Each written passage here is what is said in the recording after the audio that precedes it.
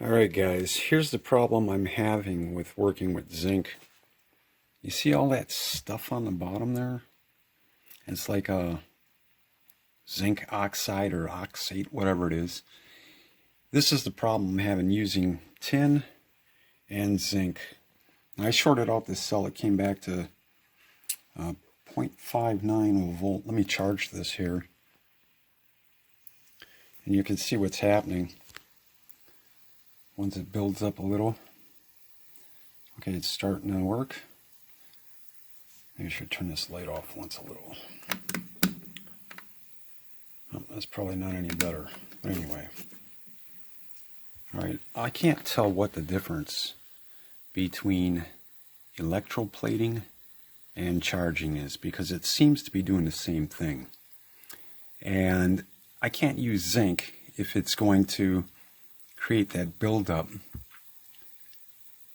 And I don't want to abandon the zinc and the tin because they do work out well, but I am really interested in trying lead.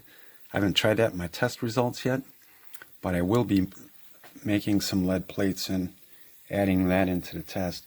But to try and get around this problem, I don't know if it's the tin that's the problem or the zinc. So what I did is I made two plates, and they're coated with the Portland cement.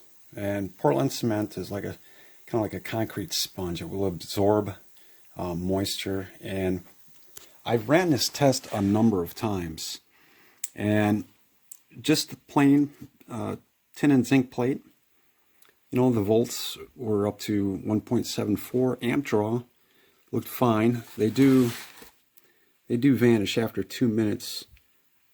0.2, but you know, it's an amp draw, so it's kind of like a dead short. Nothing's going to last forever doing that. So what I'm going to try to do is put these two coated plates in there and see if it makes a difference on my totals. So we'll do that now. Alright, I got her set up. I had to put a plastic clip in there so the plates didn't fall against each other. They are not touching, but they're pretty close. When I first put it in there, it was 0.04. I think the potash has saturated all the plates now. 0.65. I can tell you what don't work. Powder. I tried making powder plates. This one here is powdered zinc, and this is powdered steel. They don't work for. They're just not good. It's like putting regular plates in there, so I won't be using powder in the future. All right, I haven't tried this. I think I said that already. So I don't know what's going to happen. I guess we'll find out together. Let's plug this in. All right, adding power. All right, it's kind of taking a quicker charge. I'm going to let this charge up for a little bit, and we'll come back and see what's happening. All right, it's been a few minutes here, probably about 5 minutes. Just a little bit of bubbling going on. So far, I don't see any slime building up down there, so it's looking good for now. Just a quick note on this. When it comes to zinc, I've tried salt water, high voltage, low voltage, same problem. And I was starting to think I can't even use zinc because when that slime builds up, it just shorts out the cell. It's not going to work then. Right now, we're at 2.46 volts. And what I'm going to do is disconnect it. We'll do an amp draw and time it for 2 minutes. Alright, removing power. Let me switch this around real quick. Alright, I can't remember what it was now. Time it for 2 minutes, I'll come back. Alright, after 2 minutes it was 0.64, so that's looking way better than 0.2. That's only after 2 cycles. So what I'm going to do is I'm going to keep charging this and see if that junk starts building up on the bottom again. Otherwise, it might actually have something here. You just need to coat the plates. Alright, she's been charging for about 10 minutes now. I had to add a little more solution as the concrete was soaking it up. But anyway, it looks good down there. I don't see anything building up. I first tried, before the concrete, I tried a battery sleeve. That didn't work out. It seemed like the slime was being pulled right through the battery sleeve. Not to mention, they don't like potassium hydroxide. Those battery sleeves only like acid. The thing was shrinking on me. Anyway, so I'm going to disconnect the power. I'll do an amp draw again.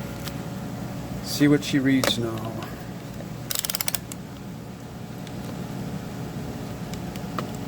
Okay, 0.39. Come back after 2 minutes. Alright, after 2 minutes it was 1.14.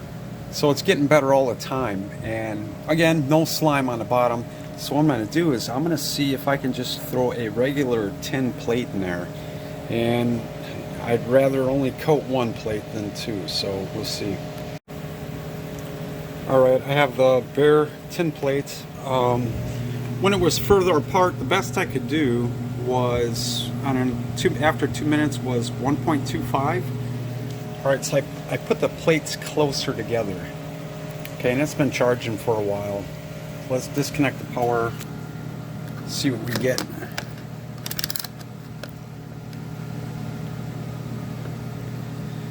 Well,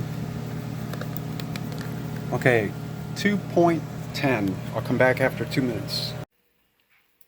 Okay, after 2 minutes it was at 0.4. However, this has only went through maybe 2 cycles. But it seems like you don't really need the tin plate coated.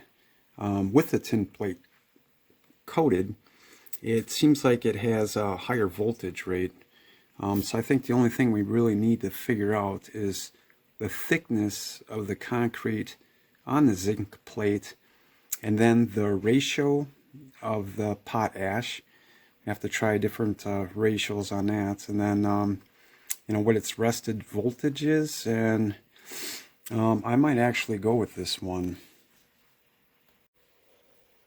Alright, with the plates really close together, it did seem like it was getting a hair worse. Maybe it's about the same. But when I took this apart, I noticed the tin, it's got some slime on the bottom of it. So we are going to have to coat both plates. What I'm thinking is you could almost have like a little box, just stick in your plates and then pack Portland cement around them and then soak everything with potash. I might try that.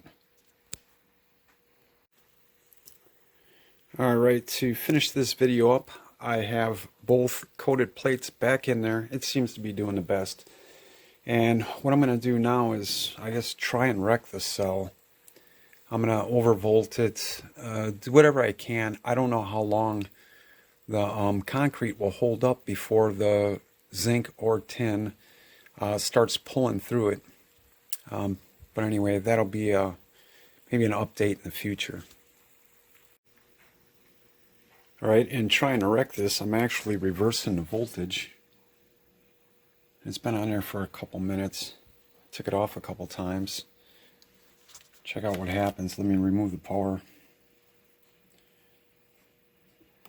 It goes right back. Doesn't seem like it harms the cell.